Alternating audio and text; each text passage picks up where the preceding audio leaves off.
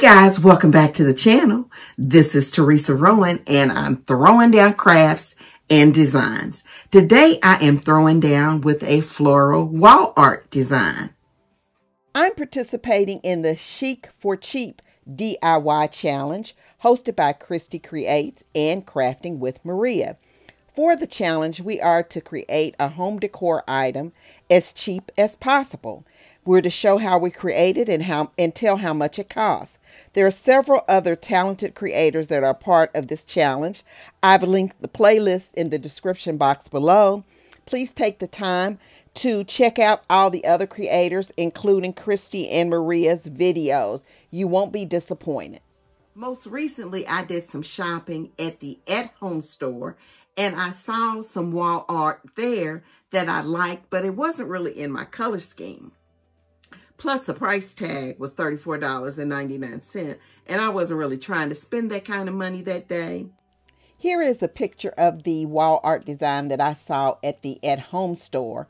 While it's beautiful, again, it's not quite my color scheme, so I passed. Then one night I was watching YouTube, and Heidi Sonboul was creating a wreath using the metal flowers from the garden spot of the Dollar Tree. Here's a picture of the metal flowers that I purchased from the Dollar Tree. I bought one of each and used them in my design. To show you how I created my design, I hope that I inspire you. I hope you like my creation. I hope that you will be inspired to create your own. So stay tuned. You will need the following items to create the design. You will need a 12-inch by 24-inch white canvas. I got mine at Michael's earlier this year on sale. You will need 3 of the metal flowers sold at the Dollar Tree in the garden spot. As you can see, I've already spray painted mine. I used Rust-Oleum Gold spray paint. You will need some paint to enhance the color of the flowers. I am using Waverly chalk paint in the color Truffle. You need a bowl to put the paint in. You need E6000. You need the hot glue gun and glue sticks. You need a foam paintbrush. You need some crystal gems. And you need a metal wire cutter. I forgot to add that you'll also need some gold brush-on paint, some wire floral stems, and some chipboard or construction paper. Next, I'm disassembling each flower from the welcome side that they're attached to. Next, I'm taking the truffle chalk paint and I'm dry brushing it over each flower. While I like the look of the gold Rust-Oleum spray paint, it's just a little bit too vivid for the look that I'm trying to achieve. So I take the truffle paint and I dry brush it over each flower.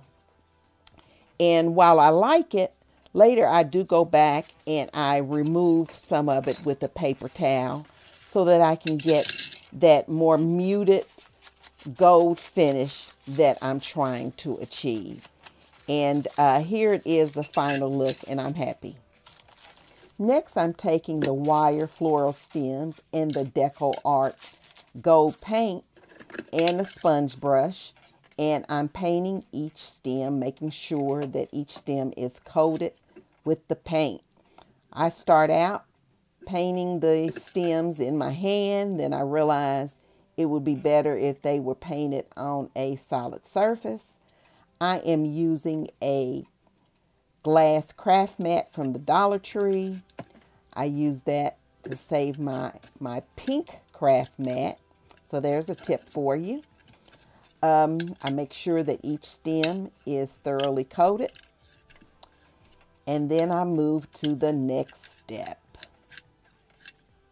As the wire stems are drying, I decided that it's time to go ahead and add the crystal gems on the inside of each of the metal flowers.